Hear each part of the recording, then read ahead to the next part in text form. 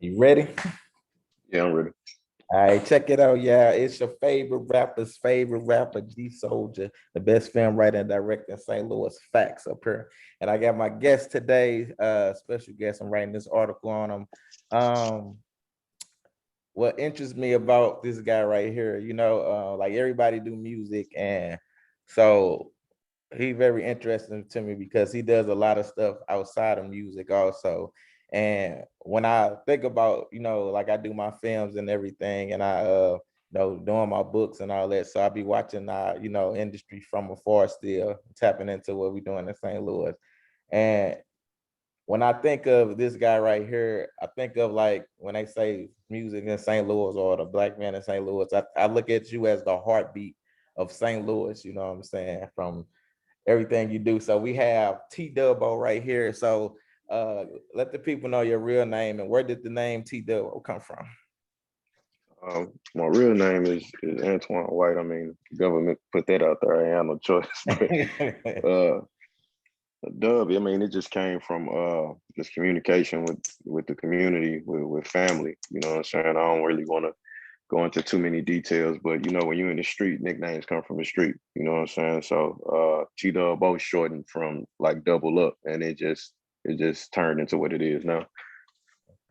So speaking of that stand right there, how was it growing up on the north side of St. Louis, and what made you join the Crip gang and all of that? I mean, I didn't really have an option. You know what I'm saying? My most of my family, is the males are gang affiliated. So it wasn't if I was gonna be it or not, it was more so what branch I was gonna fall under, you know what I'm saying? And the neighborhood that my mom had us living in, ironically, you know what I'm saying, was RSC.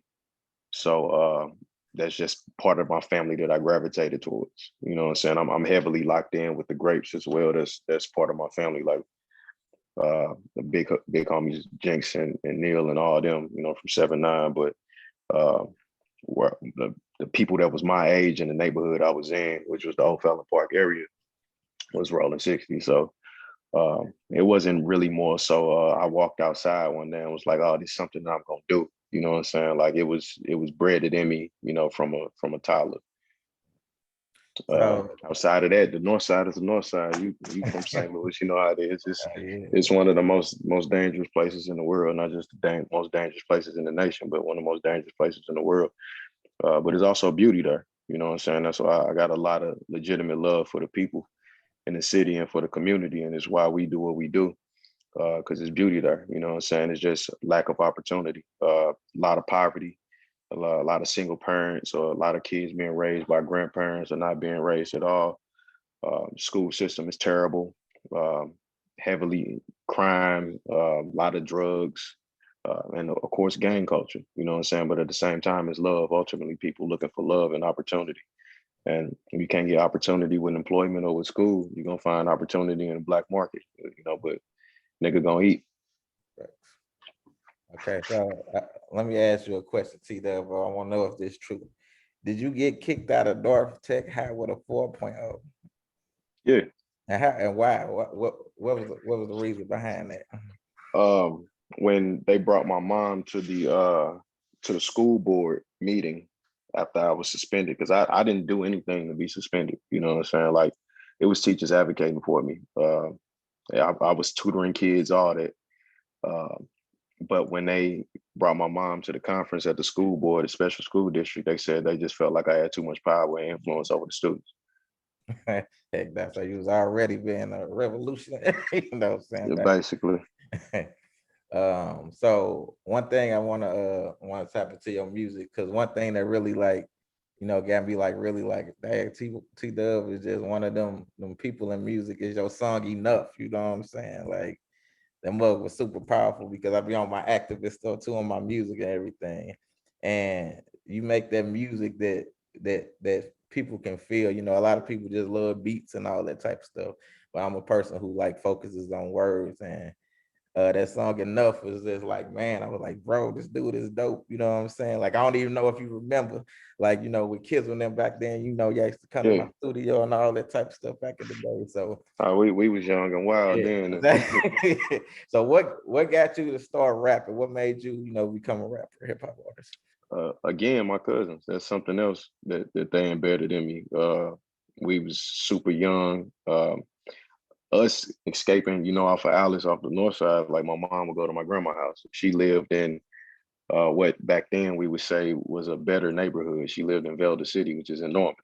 Mhm. So that would be our escape from off the north, and we would go over there for all the holidays on the weekend or whenever we could. You know what I'm saying? So my grandma, she's like the regular, African American grandma. You know what I'm saying? She keeps the entire family together. She the one who cook and teach everybody how to cook. If you need anything, you can go to. If somebody needs somewhere to stay, they can go there and lay their head. So it was the same thing with us. Like my grandma is the glue with the family. So all my cousins around the holidays, the male side, like they would all gravitate there. You know what I'm saying? Throughout the weekend or for the holidays, and even people that's from out of town. And back then, like they all tried to rap. Like, you know what I'm saying? Them niggas wanted to be Pac or Biggie or Bone Thugs and Harmony, you know what I'm saying? Whatever they was listening to. Yeah. And they would all they would go outside and consume what they consumed and come back inside and steal grandma camcorder and just start freestyling. And me and my cousin, we thought it was the dopest shit ever. You know what I'm saying? How they was able to basically formulate songs right there on the spot. Mm, And I just fell in love with it. mm. So who are some of your I guess hip hop influences that you look up to or rappers because like I said, you're very interested when it comes to your writing. Yeah. For sure. Of course, people like Pac, Eminem, Lil Wayne, Jay-Z, um, UGK, NWA, um, man, Q, of course, I mean, well, I said NWA, but Q, post NWA. Um,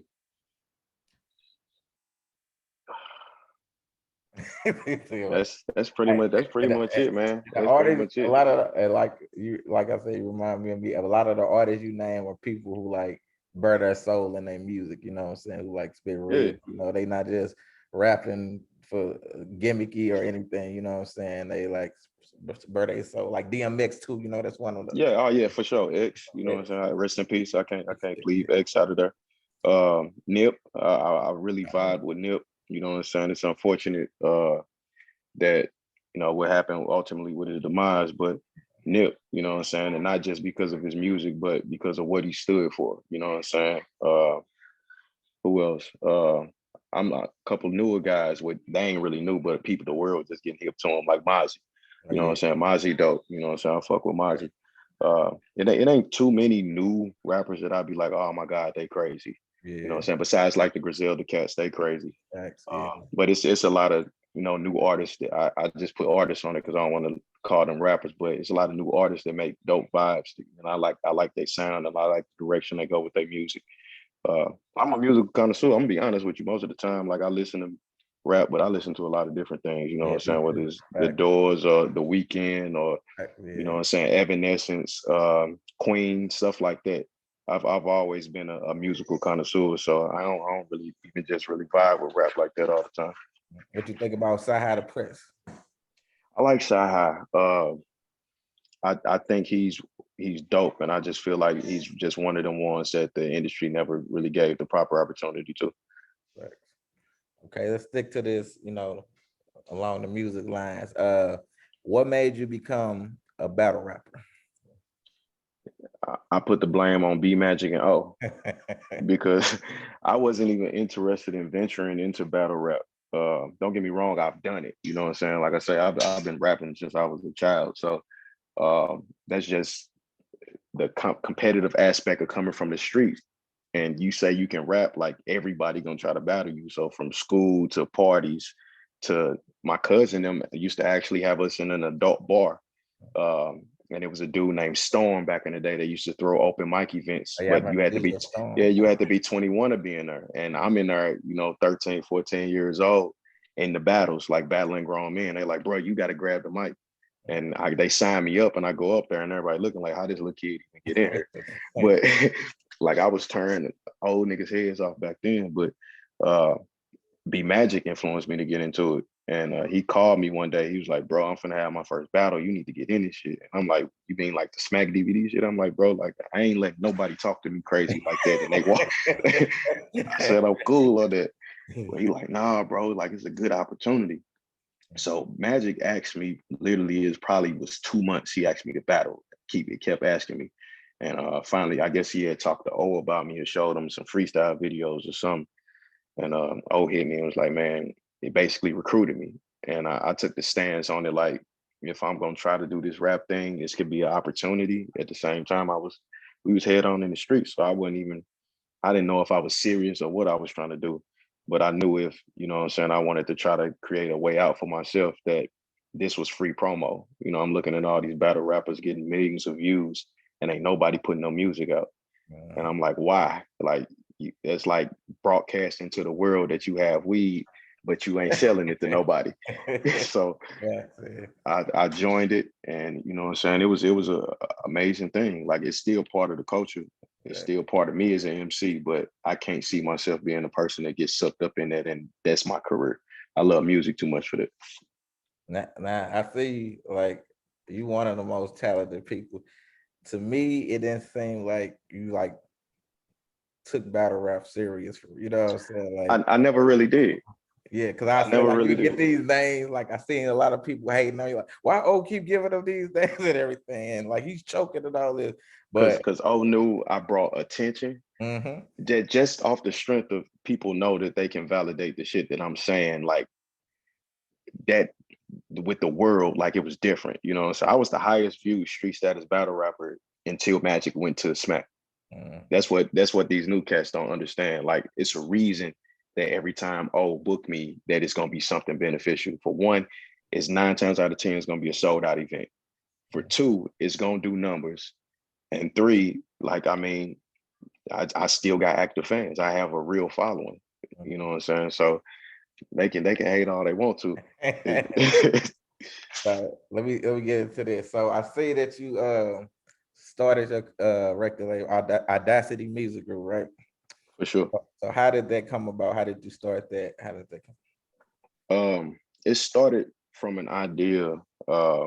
Well, I ain't gonna say it started from that. So I always thought in the back of my mind that I eventually wanted to start a label to help artists in St. Louis and in the surrounding region.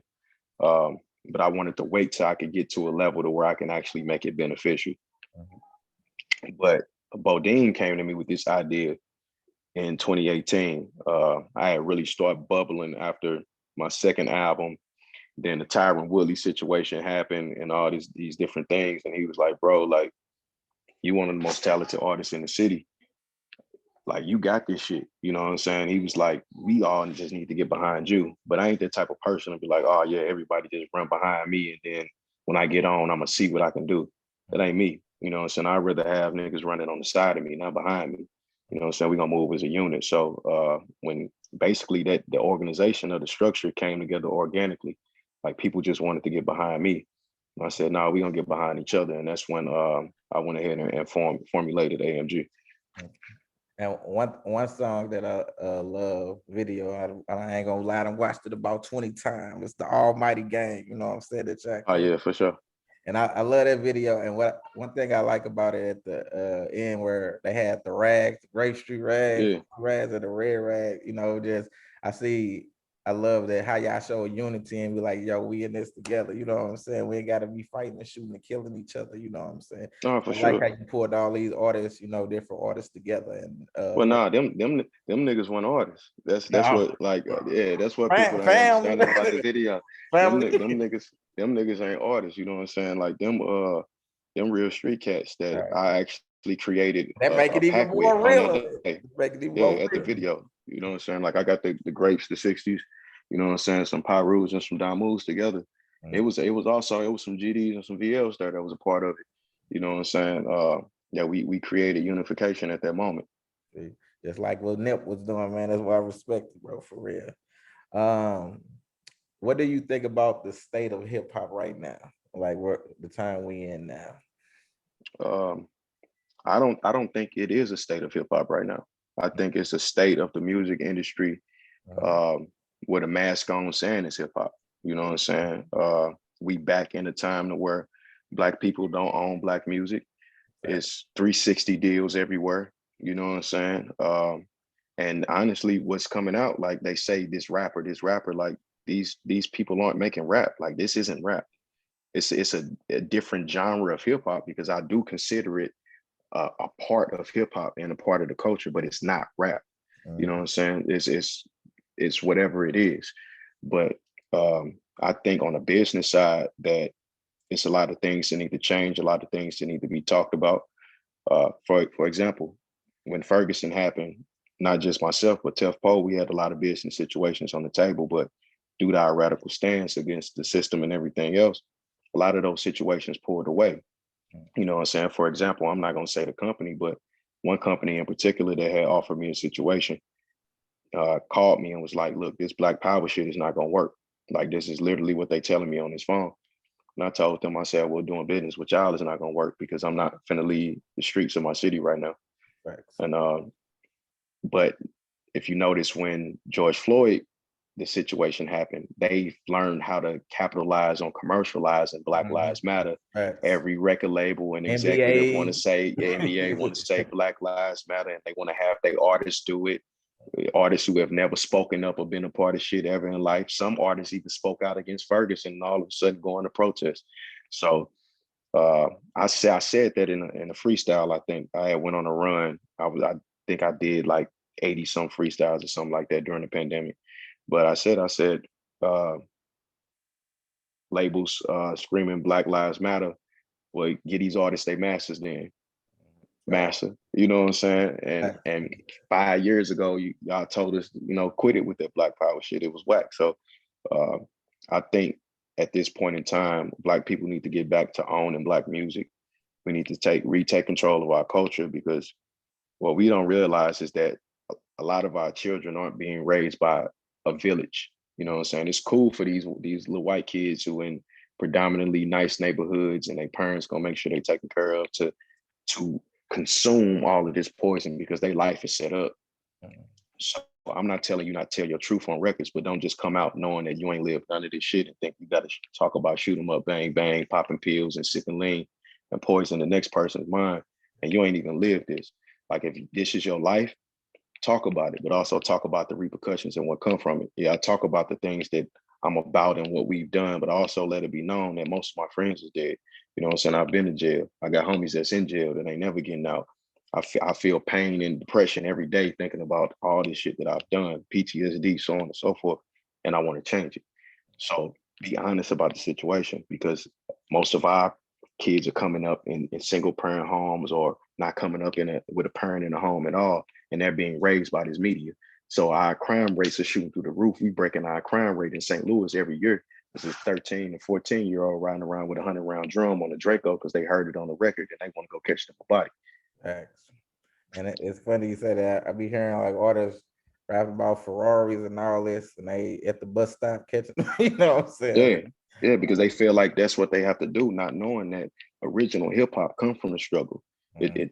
It was a broadcast of our reality of what we was talking about. Like, nigga, be dope. You know what I'm saying? Just focus on being dope. Be competitive. Be the best you can be with this shit. And that's what I miss about it. And that's why I say there is no state of hip hop. I don't know what this is we in right now. Mhm. Cool. So you touched on my next topic I wanted to talk to you about. So what made you want to become well, what made you become an activist? I said. I don't really consider myself an activist. More so revolutionary training.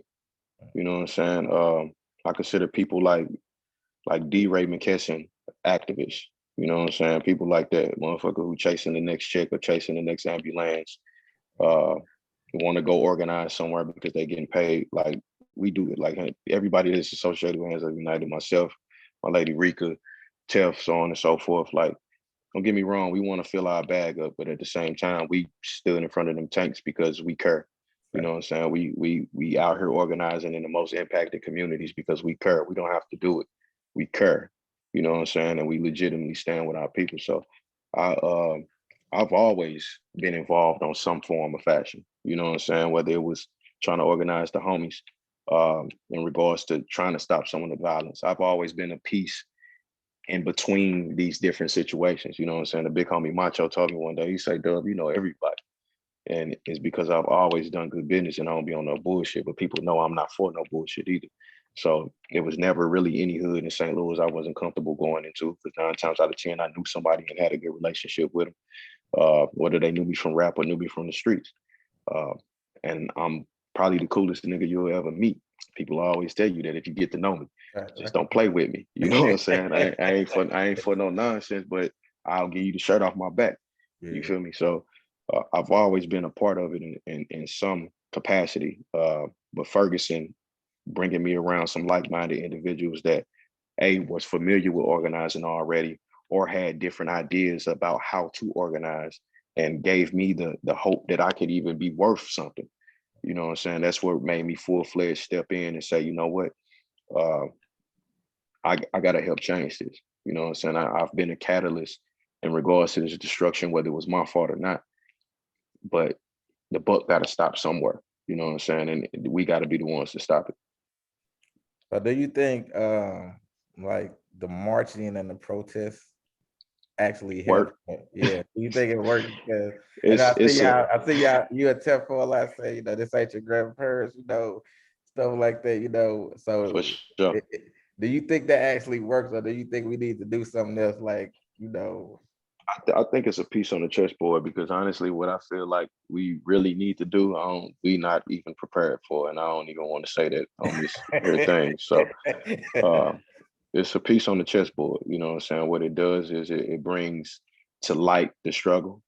You know what I'm saying? And you, any type of attention that start trending like that, you can create some momentum off of it. You know what I'm saying? It lets it be known what the issue is to the world. And civil disobedience is always a good tool if you do it the right way. You know what I'm saying? When people start protesting just to protest and they don't have an end result or any demands equipped with their protest, then it become a pointless mission. So it just depends on how you use it. As long as you strategize it the right way, it's definitely beneficial. So do you think like we don't have, like leaders like we had with Malcolm X, like a lot of these so-called leaders that won't, like, just come for photo ops, and when the story It goes, was it was it they was the got same thing back then. You know mm, what I'm saying? It was some fraudulent ones and it was some real ones. It ain't nothing different. You know what I'm saying? All skin folk ain't kin folk. It's mm, always gonna be like that. So you just gotta know how to weed through the bullshit with anything. You know what I'm saying? Whether it's social justice work, whether it's the music industry, whether it's street shit. You just gotta know how to, separate them wolves from the sheep. right. So okay, last year we broke a record that don't need to be praised or whatever, with the murder rate in St. Louis, and it looked like we trying to do that again this year. What can be done to stop? Because I see the a better family life, everybody trying to do this. What do you think can be done to stop this or slow it down or something? Because it's like this seem like people don't care now. They killing broad daylight balls, like, Oh, what that's been happening what do you think can be in the done city. to slow it down or stop it or Uh, something? Opportunity. Mm, Poverty creates every catalyst for crime. You know what I'm saying? Like a lot of these old heads want to judge these youngins, but they help create these conditions to make these youngins do what they doing. true You know that. what I'm saying? And I be trying to talk to them, but at the same time, I gotta understand. Like, for instance, I got a little homie in the hood. You know what I'm saying? That make $500-600 a day. You know what I'm saying? That's doctor money in some places. So what in my right mind logically could I do to convince him to say, bro, stop doing that, and let's take you up to Taco Bell where they're gonna pay you $9 an hour. He Yeah. got two little siblings he got to look out for. His daddy in jail, his mom on drugs. Mm, You know what I'm saying? Like, he gonna be like, Dub, I feel you, but fuck all that. Like, he don't even care if he live or die at this point. You know what I'm saying? He with whatever, because those are the conditions that he was raised in. That's the first thing we need to understand about these young. mm, They were raised in this. This is how they were programmed. They've been called monsters from the moment that they came out the womb by the school system, by their parents. Right. by their family members, by the streets, by the police, by everything around them. Mm. So So we what? have to understand that first. Yeah. And after that, provide an opportunity for them. Mm. We can talk till we blue in the face. Right. Shorty can't eat no books though. Mm. We have to provide an opportunity. Once you provide an opportunity and understand their pain and touch them on that level, and they understand that you understand, that now they willing to listen to you and maybe get some political education. But you can't tell them to change their life if you're not providing an opportunity for them to change their life. It's impossible. So what do you say about the people, like you just said, they were raised in this? And what do you say about the people, like they look at me and you, we came from the hood, and they be like, they had the same 24 hours that me and you had, but they still choosing to, you know, be They the 24 hours might be different than mine. You know what I'm saying? We can't expect a child to think with the mindset of an adult, because most adults don't think with the mindset of an adult, especially our people, because we've been miseducated. A lot of us walking around with undiagnosed mental health issues, so on and so forth. So to say what a child should do in this position in 24 hours, they're gonna do whatever catches their attention and whatever's available to them. And 9 times out of 10, it's gonna be drugs and crime in an impoverished community. facts. And do you, like, I always look at it like the government, dropped the drugs on they created this, the generation that we're going through now with all of this. And that's one thing I never heard these organizations like Better Family Life say. Mhm, I never heard them say they put the blame immediately on Black folks. They mhm, walk around with the signs, we must stop killing each other. We must stop doing this. We must stop doing this. Y'all don't be telling them hunkies that when y'all tap dancing for this money, and you and you sitting and smiling and shucking and jiving with them. You don't tell them what they must stop doing to stop creating the conditions for us to stop doing this, because the root cause of this is white supremacy, systemic oppression, and economic slavery. Right, That's it. right, Again, poverty. You take away poverty from the ghetto, crime will drop 80%. I right, guarantee you that these activists and these organizations, they've tried everything else. They give out old boxes of non-perishable goods. mhm, They'll pay your light bill. They'll pay your water bill. They'll give you a nonsense job for the summer. mhm, They now they want to try to focus on gun control because St. Louis just got $500 million from Biden and they want some of that money. They'll mhm, do everything in the world. They even got scholarship programs for kids that can't even read. They'll do everything in the world besides give some Black folks some money. You right, give these young men some money and an opportunity to keep making some money, see right. what you do. But that And ain't happened yet. nope. And like, too, if you think about, like, drug dealers are some of the smartest people, you know what I'm saying? Like, But so if you give them that I don't know. opportunity for a I don't business. know. Look, I don't know scientists with a master's in science. I don't know nobody with a master's in science that can turn one into two. They Mm, wouldn't even know where to go about it. facts. And it's funny, I heard you say this before too. You said they give us them crumbs and everybody just get, like, oh, okay, we cool. You know what I'm saying? So Yeah. as I said, you said that before. I saw But you. see, I always thought different. If the crumbs come raining down, everybody running with their plates trying to catch crumbs out the sky. I'm thinking about where the loaf coming, where the loaf is. There you go. Who is the person sprinkling off this loaf? How can I get to that? Man, and I saw you talking about stuff like that. And I don't know, you was in this documentary called Ferguson Occupied Territories. Did you ever see it? Nah, I know, bro. I'm in so much shit that I ain't never Oh, seen man. before. Yeah, this guy, man, that was one of the most, I'm gonna send it to you video. That was one of the most powerful documentaries I've seen about St. Louis, where it wasn't biased and everything. Like, they broke it down, the police departments and everything. You in it, you and Tefpo in it. And man, I'm gonna send that to you. That was one I think everybody in St. Louis needs to see this documentary. It's very powerful though. But Sure. tell me about the organization Hands Up United. Yeah. So Hands Up started 2014 around the assassination of Michael Brown. Uh, we was just a bunch of individuals that we honestly, it's a picture of us. We didn't even know each other. Well, I knew Tef Poe, but I didn't know Rika and we didn't know Tara. Uh, and somebody took a picture of us standing in the middle of the street on August 10th at the police station, and we all somehow standing next to each other. We didn't even know each other. And that's how we end up even propelling Hands Up United to what it was. That core set of individuals, just going out there every day, standing for them people. You know what I'm saying? Ferguson was longest active protest. It surpassed the amount of time the Montgomery bus boycott. You know what I'm saying? At the time, that was the longest active consecutive protest. Ferguson passed that. You know what I'm saying? For like a year straight, every day somebody protesting. You know what I'm saying? Damn near 2 years. So uh, every day we outside. You know what I'm saying? Getting tear gas, getting shot at, um, eating together. You know what I'm saying? Starving together. Uh, and we said, you know what? We was watching all these national organizations and national activists fly in, trying to co-opt the movement, trying to shift the narrative in regards to what they was trying to propel, and they raising money and they doing all this. So we said we're gonna start this organization, and it was gonna be the FUBU model, for us by us.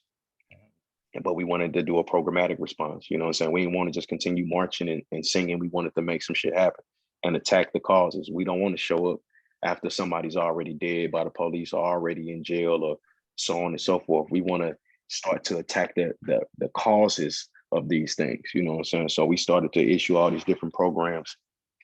First thing we did was Books and Breakfast.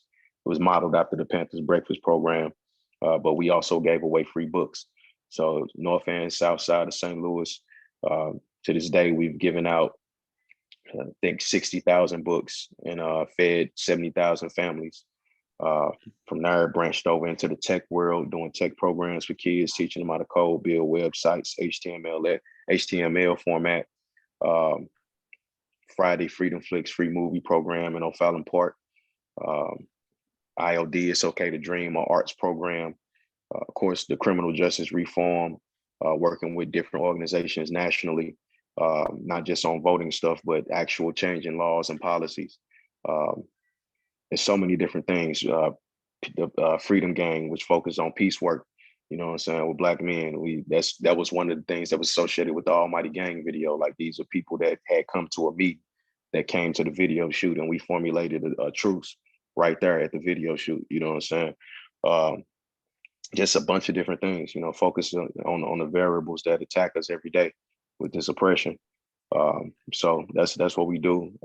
Everybody that's involved really love their community, would do whatever for our people, you know, stand in front of tanks, chase off police. We've done it. Stop active shootouts. We've done it. Like, all that. But we really from this, you know what I'm saying? Like, we really from these communities. So we got a different buy-in and a different level of dedication than most people, than what you would call activists. How can people like join it or become a part of that? Just go to handsupunited.org. You know what I'm saying? If you want to subscribe and tap in, you know, to come volunteer or be a part of it. We also do, we teach you and train you how to put the programs in your city. You know what I'm saying? Right now, some of our programs are in 38 other cities in 3 other countries, including Sierra Leone, Africa, and Paris, France. So we definitely train you and show you how to do these things. It's a reason that people want these programs in their city, because it's a difference in regards to the people that you're going to be able to touch. You know what I'm saying? We can walk into the most dangerous communities in St. Louis, because people know we ain't coming there for no bullshit. We ain't coming there like they welfare cases. They don't just see us when it's voting time and we want people to sign something. They see us, you know what I'm saying? And when we come, we bring opportunity, we bring something that they need, we bring education, we bring food, we bring a good time, you know what I'm saying? And we let people know that the longest active war in the world right now is on Black people by the United States of America. Right. So I saw that. How did you get to meet President Obama and talk about criminal justice reform, and how did that come about? Same thing. And of course, that meeting ultimately got hijacked, because that wasn't the first time I had been to the White House. The first time I went to the White House, it was with my lady Rika, and we were brought out to DC by an organization called PICO, which is now Faith in Action. Now it's the largest faith-based organization in the country, and they really rock with her. Well, they rock with her. They started to rock with me, but she included in the situation. So we went out there, and you know, we got to tell our stories, and the shit was just powerful. Like, we was honest, you know, start to finish. You know, at first, you know, we dressed up and shit. I ended up taking my shirt off, showing my tattoos. Like, look, this is who I am. But let us explain what's going on in the city, because we was trying to get some resources back to St. Louis. And ultimately, it was a lady there by the name of Ashley Allison, who was the head of public engagement for President Obama. And she was like, I want to meet with y'all at the White House tomorrow. I want to set up a meeting, with the president, basically. And we went and met with her, spoke with her some more for about an hour or two. And she said, I'm going to set up the meeting. I'll be into contact. And again, a larger organization from another city, from another place, heard about it, hijacked it, and put other activists from other cities in the meeting. And they looking for job opportunities on it. It turned into some bullshit ultimately. But it was history. You know what I'm saying? It was the first time nothing but Black people had ever been in the Oval Office since the the construction of the White House, and it was built by slaves. So that was the only good thing that came from it. It was history. So did Obama seem like he was really listening, like he really cared, or did you think it was like, He listened, but at the same time, he a politician. He's a career politician. You know what I'm saying? So he know how to play that game, and he good at playing that game. He made it all the way to the top. So he's great at playing that game. So I personally, I'm disappointed in his presidency.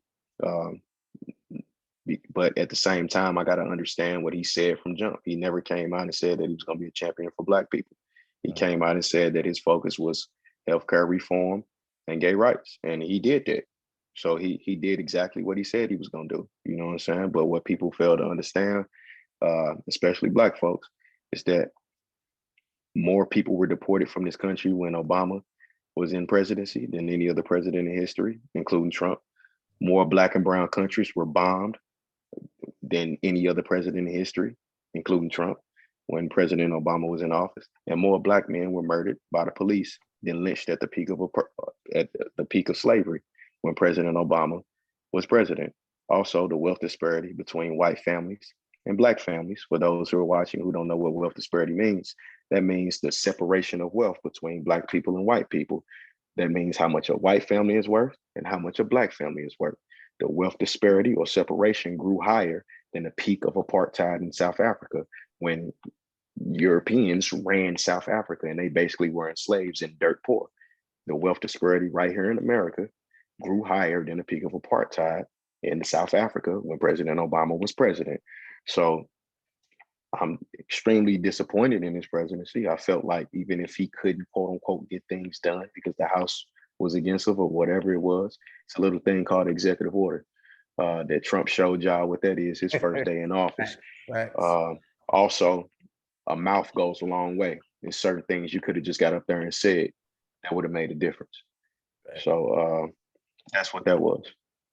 Okay, so let me say this. So I know you talk a lot about bring our people to liberation and all this type of stuff.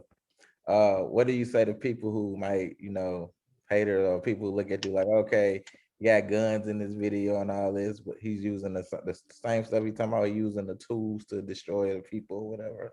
What would you say? No, everybody that know me knows I'm a Second Amendment advocate. Yeah. Legally, I teach everybody around me how to properly, legally own firearms, how to properly carry, how to do it in a safe way. Because being a Black person in this country, if you don't carry a gun, you're a damn fool. Whether you're a woman, man, old person, whatever you are, you Black first, and you a threat.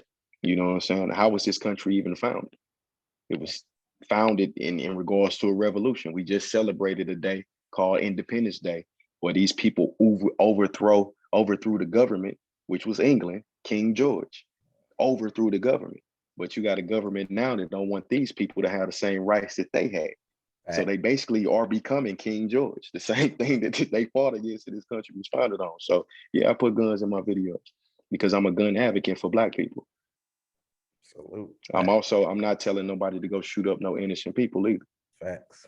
I'll shoot anybody that's a threat to my life or my family's life, whether they Black, white, Chinese, Jamaican, alien, dog, cat. If it's a threat to the safety of myself and my family, I would definitely do everything I have to defend that. But I'm not going out here trying to cause some destruction. So right. I think we need to promote healthy gun ownership. It's a stigma with Black people carrying guns, and that's why Philando Castile was murdered when he was within his legal right and let the cop know that he had a legal weapon, and he was shot to death on camera. But even us as Black people got a stigma against Black people with guns. Right. It's not about what you do, it's how you do it. White people put guns in videos all the time. Right. Ain't nobody talking about that. Right. Just because I put a gun in a video don't mean that I can't stand for my community and love and care for my community. I'm Facts. just all about defending myself from anybody, including a tyrannical government. Facts. So I want to talk about this one video I saw at the casino when they would drag you out and stuff. Like, what happened to that situation, bro? That was my little brother's fault, man. So I actually had a flight the next day, Okay. and I'm so past like celebrating in St. Louis and shit like that. My lady, she took me out to dinner the night before, so I was cool. You know what I'm saying? I was finna go out to LA. I had a video shoot out in LA, and then we was gonna move to Vegas from there because we was going to link up with Tyron Woodley and then the Migos. I mean, not Tyron Woodley. I was with Tyron Woodley. I was going to meet up with Ludacris and then the Migos, business shit. So the homies convinced me, and then Chicka Chase convinced me to take a booth to celebrate my birthday in Mystic. So I was like, fuck it. My lady, she was like, let your family come chill with you so that you're gonna be gone. So they all convinced me to do it. So we did it. Had a decent time. That wasn't the problem. So afterwards, everybody was like, "What we gonna do?" And I was like, "Well, I got an early flight, and honestly, I ain't even in the strip club mood. You know what I'm saying?" And like, "Well, what about the casino?" Now I like the Ameristar. I win money at the Ameristar. I like the food, decent atmosphere. I like the drinks. My little brother Kizzle, he wants to go to the Lumiere. It's his idea to go to the Lumiere. So I say, fuck it, we go to the Lumiere. Whole time he's banned from the Lumiere. It sounds like his. No. Yeah. So we get in, which this is where the problem came about, because if we had got to the door and the lady would have been like, "Oh, you banned, you can't come here." Cool, just turn around and go. Yeah. She checks everybody ID. I know it came up that he was banned. She says nothing, let us in. So the ladies that was with us needed to use the bathroom. I walked them to the bathroom. We come out the bathroom. When I go to the casino, I ain't the one to go there for the daiquiris and stand around and like I'm gambling. Yeah. So I hop on a dice table. So I'm shaking and rolling the dice.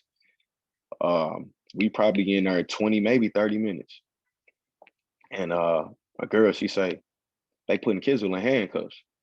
I say, for what? So we leave the table. I'm trying to go ask security, like, what's going on? They walking him off in handcuffs. I'm like, what's going on? Where are you taking him? What need to be done? And the first thing come out this dude's mouth is like, get the fuck away from me. That flipped something. Because I didn't come to you like that. Exactly. You know what I'm saying? But that's how they try to talk to you. So at that point, all the respect out the window. You're not gonna talk to me with respect. I'm not gonna talk to you with none. So he ain't trying to talk. So I'm just following him. You know what I'm saying? And he take bro, throw him in the little room, and he turn around. You need to leave. I'm like, bro, I'm not going nowhere till you tell me what you got my little brother for, what you finna do, and where you taking him. What he do wrong? It's like we was just here shooting dice. Like, what's the problem? He pull out his badge. He still don't want to communicate and say, hey, he was banned from here. He shouldn't have been here. We just finna make him know that he's banned, have him resign his paperwork and let him go. Instead of having an intelligent conversation like a security guard should have, he want to be a dick about the situation. So he turned around, pulled out his badge, talking about the highway patrol. I better leave right now. He had the right ones that evening though, because telling me you a police just gonna turn me up. So dude, he steady talking. I'm going in on him. My lady finna call the lawyer. She trying to call our lawyer. Tef recording. So it got to a point I say, you know what? We just gonna call the lawyer, let him deal with this. I'm like, fuck y'all. So I turned around and try to walk off. As I'm trying to turn around and walk off, dude tried to grab me and put me in handcuffs. Like, he didn't say I was under arrest. He didn't try to arrest me when we was eye to eye. He wait till I turn around and try to walk off. We finna leave. He tried to grab me. The minute I feel him grab my arm, I look back, I take off. Yeah, so it was a sweepstakes or something going on, and they had a car like blocking like the entrance way. So I jumped over the car, but it was my C-Day, so I got on new shoes and they was untied. So when I jump over the car, I land and my shoe pop off. Boom. So I fall. And they come to run over there, they jump on top of me, pull the taser out and shit. Damn. So while they doing all that, at that point, you know, I start, you know what I'm saying? I'm trying to sneak me some little punches and that shit. So He's like, they, yeah. punches in. So they didn't grab me, put me in handcuffs. So now they dragging me. So the whole time I'm looking up at Tiff like, my nigga, you filming? You need to jump in this shit.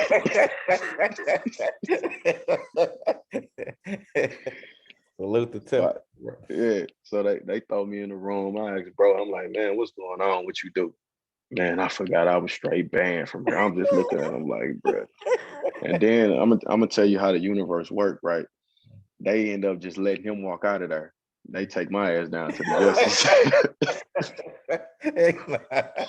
So I get locked up for real. I ain't just in the casino booking no more. I'm in the city jail now. So they locked me up.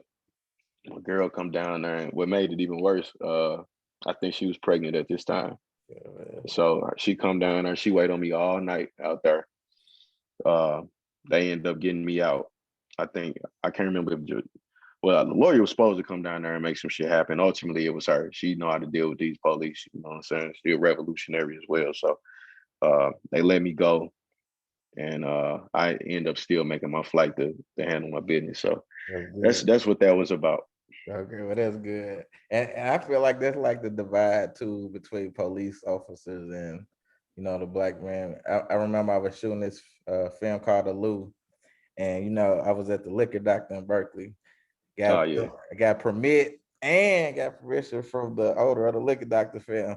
So the police chief came up there, and the first thing he said to us is, "Y'all gonna have to shut this shit down." He ain't say, "Hey fellas, how's it he don't going?" even know what's going on. And I even recreated that scene to put it in there because I want them to see how they are. You know what I'm saying? Like, treat us with respect and we'll treat you with respect. So it's That's crazy that all. you did that. Yeah, it's Because crazy. if the first thing that came out of his mouth was he's trespassing, he's banned from here, he's not supposed to be in here. My And next question is, cool, okay, so how can we deal with this? You know what I'm saying? Are y'all finna take him to jail or y'all finna do something back there? I'm just trying to figure out what we need to do. You instantly get on some asshole shit. And shit, you earned your money that evening. facts.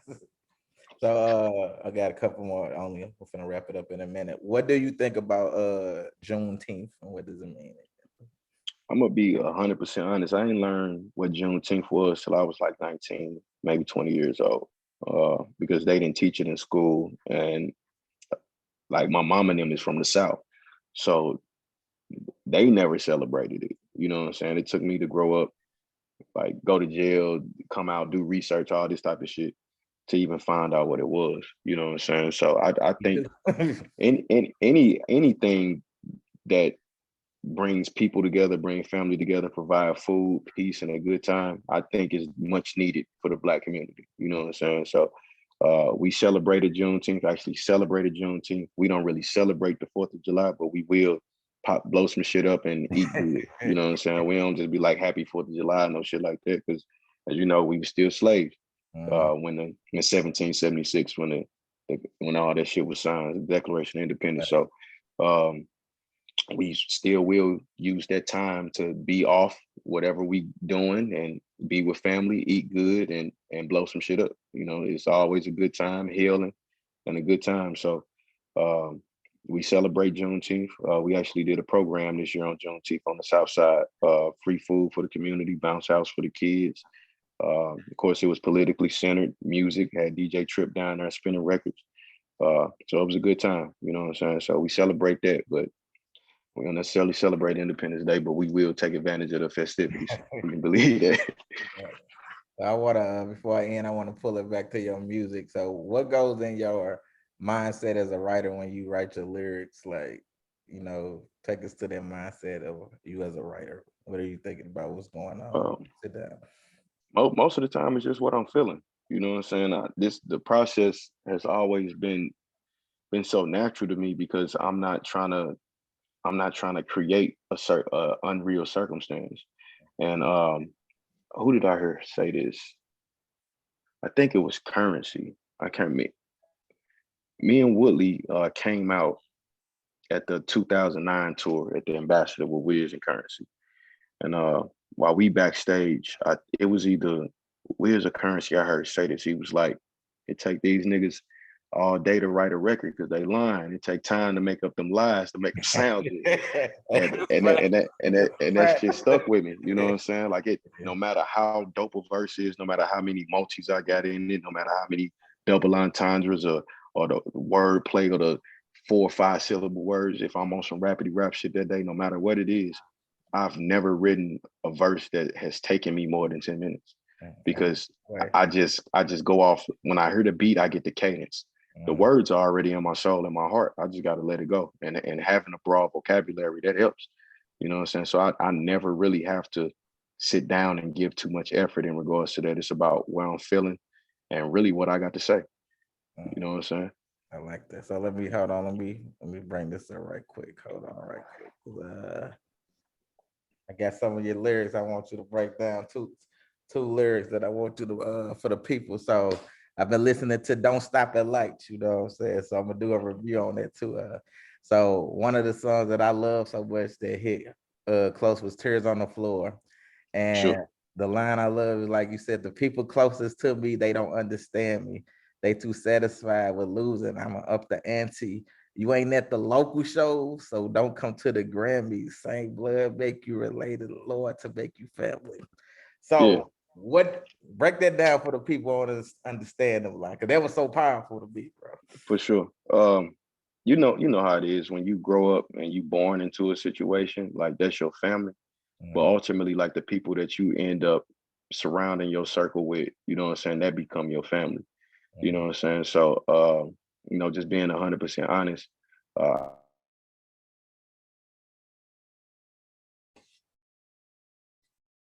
you know what I'm saying?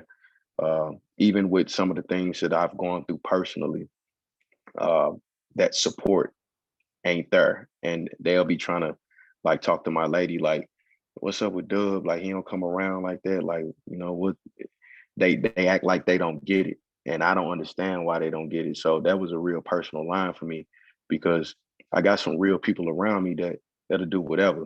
You know what I'm saying? Like they may not be the money man like I be, you know what I'm saying? But if I make a call and I need this done, they gonna do it. If I need any type of support, they gonna do it. You know what I'm saying? Or if they gotta figure something out, they gonna do it. And it's the same way with me and people that I love.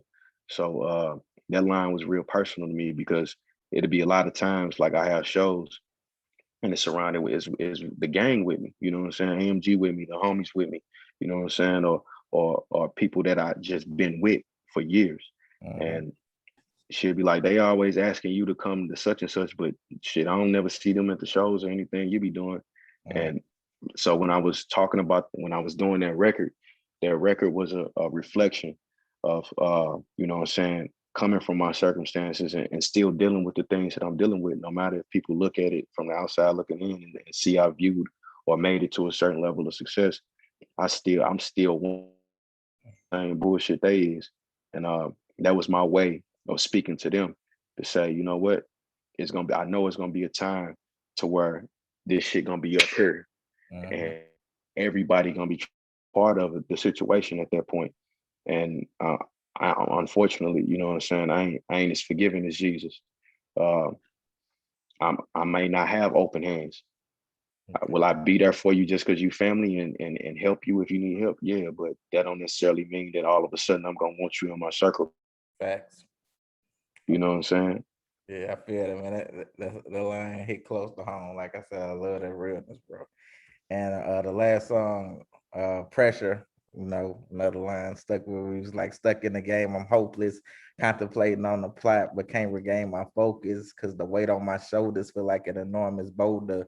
Was it my fault? Regretting all mistakes that I made. I live by one clause, all costs, only get paid. So break that down Yeah. for the people.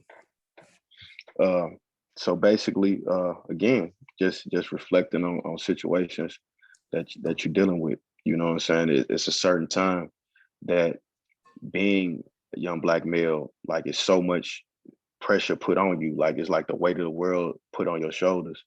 And unfortunately, we in an environment you can't like deal with your emotions. You know what I'm saying? Like you're gonna get ate the fuck up out here because people gonna view you as soft. So all that becomes pressure and you just holding it and you start to think and blame yourself for these situations. Just like I've lost a lot of homies, you know what I'm saying? And it's been times that I put that blame on myself, like, oh, if I had have been there that day versus doing this, it wouldn't have happened.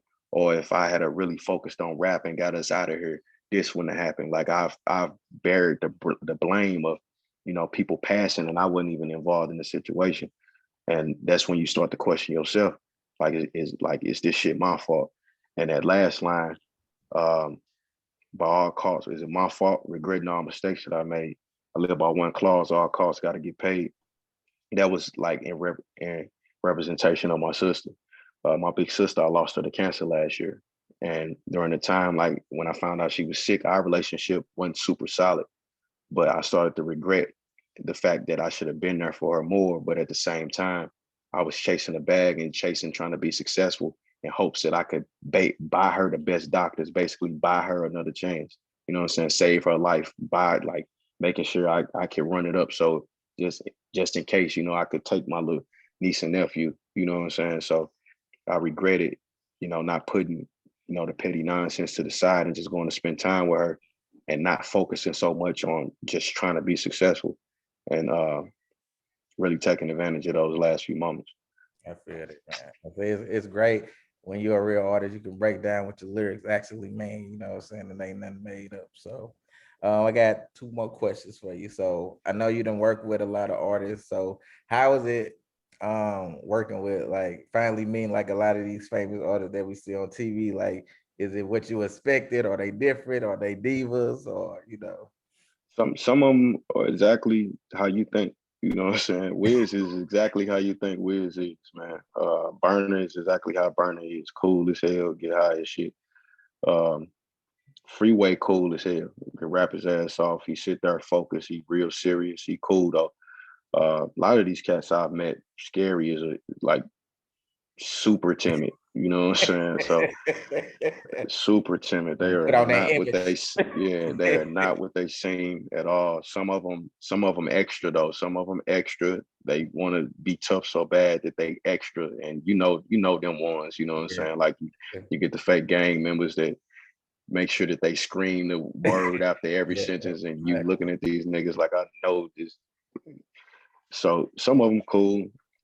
Some of them, I mean, it just depends on who they are. But like I said, the same thing as social justice world. You gotta know how to separate them wolves from them sheep. That's just something you gotta be able to do. So if you could work with any artist in the industry, period, life or dead or gone, who would be your dream artist to work It gotta be one. with? I, Top I three. get Give me three. Give me three. top three. All right, Pac, Jigga, The Weeknd. Okay, all right, right. You gotta throw Eminem in there. That's my favorite. No.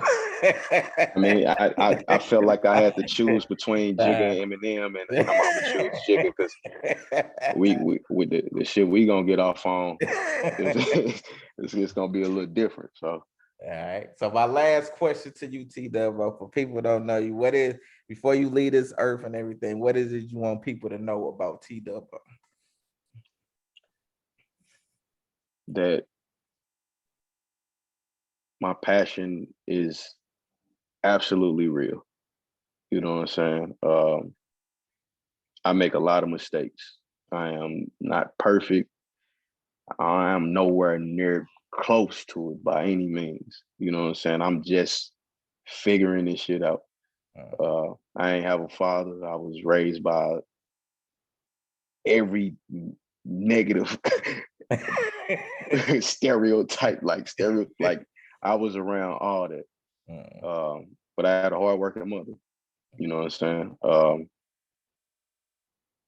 But I'm still figuring this shit out. And It's real. just know that like my passion is real. I mean what I say.